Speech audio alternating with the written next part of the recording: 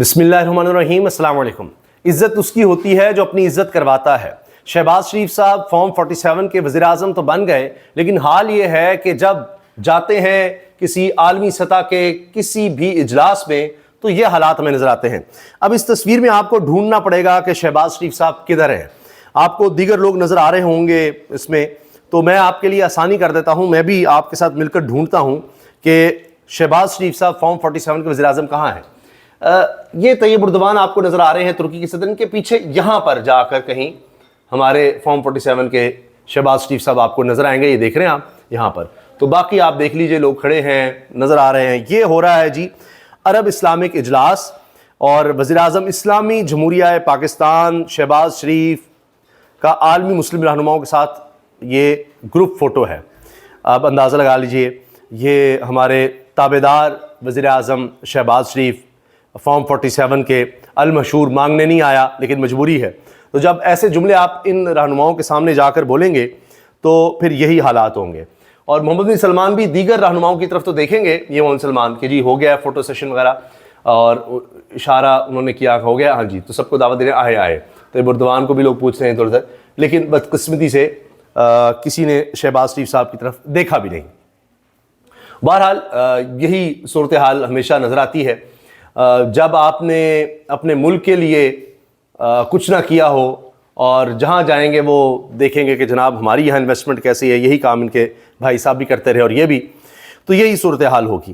اب انہوں نے جس طرح کے لوگ لگائے ہیں مختلف جگہوں پر، وہ بھی اسی سوچ کے ساتھ لگائے ہیں کہ ہمیں اور ہماری ذات کو کون اچھا سرو کر سکتا ہے۔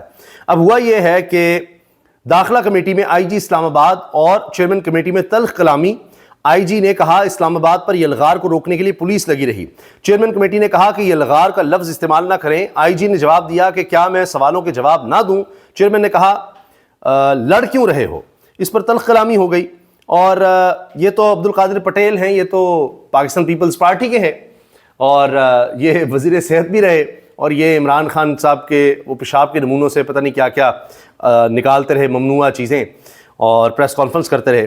یہ اب کیا کہہ رہے ہیں میں آپ کو سنوا دیتا ہوں کہ جی تلخ کلامی ہوئی۔ ہم نے سے پوچھا کہ جی کتنا ریٹ ہے سزا کا جو آپ کیس بناتے ہیں ان کا، تو انہوں نے کہا جی، آئی جی نے آگے سے کہا جی مجھے کیا پتا اس بات کا۔ تو اس پر عبدالقادر پٹیل نے کہا کہ پتہ تو ہونا چاہیے۔ کچھ مناظر کمیٹی کے بھی میرے پاس ہیں، وہ بھی میں آپ کو دکھاؤں گا۔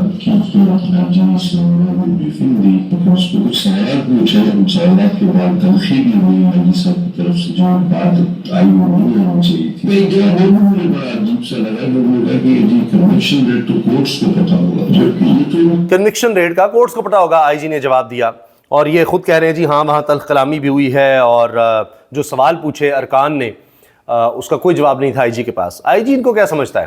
آئی جی اسلام آباد وہ بھی ان کو کچھ نہیں سمجھتے۔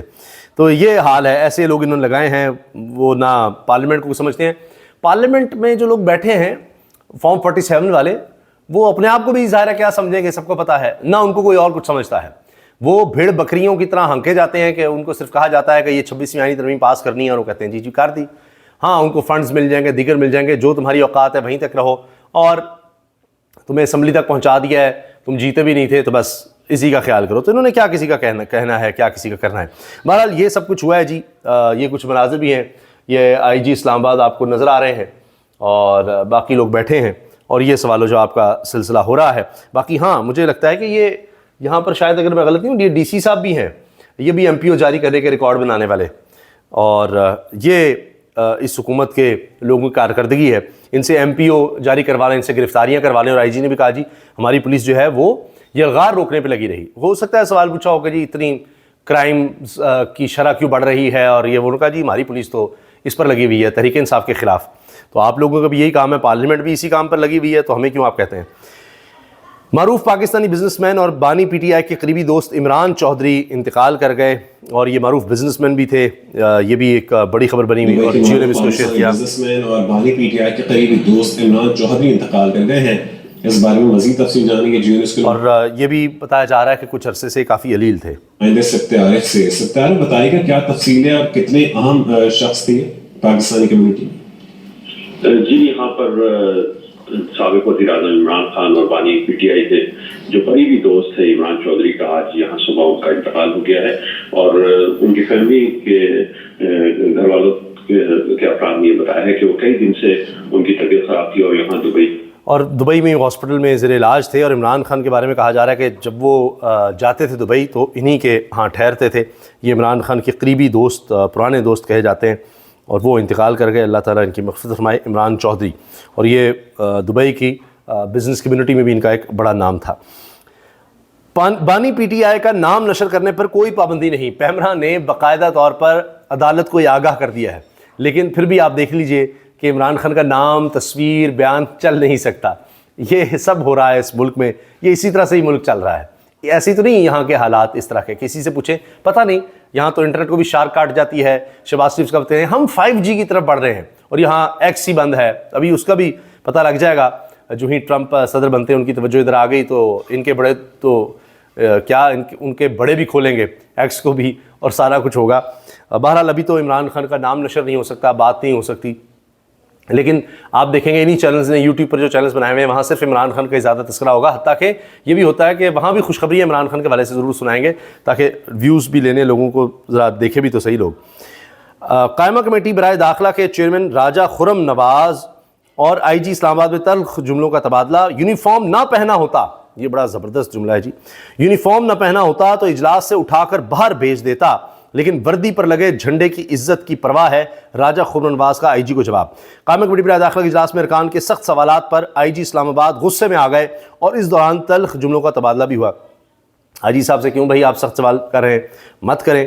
IG صاحب جو ہیں وہ اس چیز میں مہارت رکھتے ہیں، بندے چکو، اور دفعہ 144 تحریک انصاف کے خلاف کچھ کروانا ہو، اس کی مہارت تمام پولیس افسران کو دی گئی ہے، باقی آپ ان سے کیوں سوال کر رہے ہیں۔ جیل میں قیدیوں کی ملاقات میں سیاسی گفتگو پر پابندی کی شق کالعدم قرار دینے کا سنگل بینچ جسٹس سردار اعجاز اسحاق کا فیصلہ چیف کمشنر نے ڈویژن بینچ میں چیلنج کر دیا۔ چیف کمشنر آفس نے سنگل بینچ کے فیصلے کے خلاف انٹرا کورٹ اپیل دائر کر دی۔ جسٹس سردار اعجاز اسحاق صاحب کے پاس یہ پٹیشن گئی تھی کیونکہ عمران خان سے ملاقاتوں پر پابندی لگا دی گئی تھی کہ جی ان کے لوگ آ کر عمران خان سے سیاسی گفتگو کرتے ہیں، تو ہائی کورٹ کے جج، اسلام آباد ہائی کورٹ کے جج سردار اسحاق نے کہا کہ یہ ایک آمر جنرل ضیاء کا بنایا قانون ہے کہ سیاستدانوں کو قید کر کے ان کی زبان بندی کے لیے یہ سارا کام تھا، تو ایک سیاستدان جب ملاقات کرے گا تو سیاسی گفتگو کرے گا، اور کیا کرے گا، تو اس کا کام اور کیا ہے۔ تو بہرحال اس پر انہوں نے کہا کہ یہ کالعدم قرار دے دی شک انہوں نے، اور انہوں نے کہا یہ آئین سے متصادم ہے۔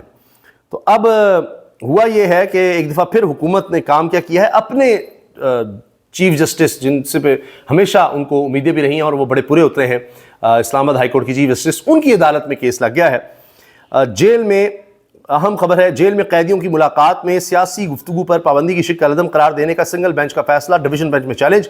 چیف کمشنر آفس نے سنگل بینچ کے فیصلے کے خلاف انٹرا کورٹ اپیل دائر کر دی۔ چیف جسٹس عامر فاروق اور جسٹس سمن رفعت امتیاز کل انٹرا کورٹ اپیل کی سماعت کریں گے۔ اسلام آباد ہائی کورٹ کے جسٹس سردار اعجاز اسحاق خان نے قیدیوں کی سیاسی گفتگو پر پابندی کو آئین کی شقوں سے متصادم قرار دے دیا تھا۔ چیف کمشنر نے سنگل بینچ کا فیصلہ کالعدم قرار دینے کی استدعا کر دی۔ چیف کمشنر کی انٹرا کورٹ اپیل کے حتمی فیصلے تک سنگل بینچ کے فیصلے کے خلاف حکم امتناع کی بھی استدعا ہے کہ جب تک فیصلہ نہیں ہو جاتا تب تک ہماری جو پابندی ہے سیاسی گفتگو اس کو برقرار رکھا جائے۔ اس پر آپ جناب ثاقب بشیر صاحب کہتے ہیں زیادہ چانس یہی ہے کہ اسلام آباد ہائی کورٹ کا ڈویژن بینچ کل ممکنہ طور پر اس کو معطل کرے گا، پھر کیس تقریباً کہیں نچلی فائلوں میں چلا جائے گا، جس طرح اس سے پہلے ڈپٹی کمشنر کی سزا ڈویژن بینچ نے معطل کر کے اس کے بعد سے 6-7 ماہ ہو چکے، کیس ہی نہیں لگایا، پھر کہتے ہیں ہمارے فیصلوں پر عمل نہیں ہوتا۔ تو یہ سب ہو رہا ہے، اور اب تو ظاہر ہے کہ عدالتوں کو پورے کنٹرول میں حکومت نے لے لیا ہوا ہے یہ 26ویں آئینی ترمیم کر کے۔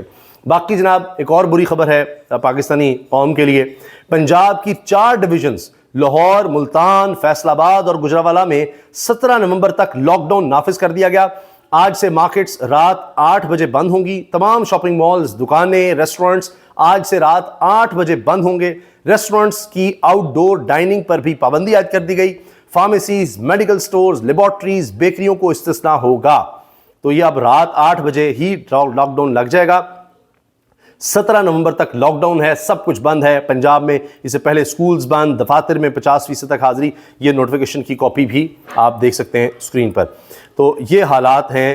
باقی جناب جس ملک کے جس صوبے کے حالات ہیں ان کے کرتا دھرتا تو جنیوا گئے ہوئے ہیں، وہاں ان کی مصروفیات زیادہ ہیں، ان کو وہاں کام زیادہ ہے، اس لیے وہاں گئے ہیں۔ اور جو وزیر موصوفہ ہیں مریم اورنگزیب صاحبہ، وہ بھی وہاں پر گئی ہوئی ہیں کیونکہ ان کی بھی مصروفیات وہیں پر ہیں۔ باقی پرائم منسٹر کا جو حال عالمی سطح پر ہو رہا ہے وہ میں نے آپ کو شروع میں دکھائی دیا ہے۔ اجازت دیجیے، اللہ حافظ۔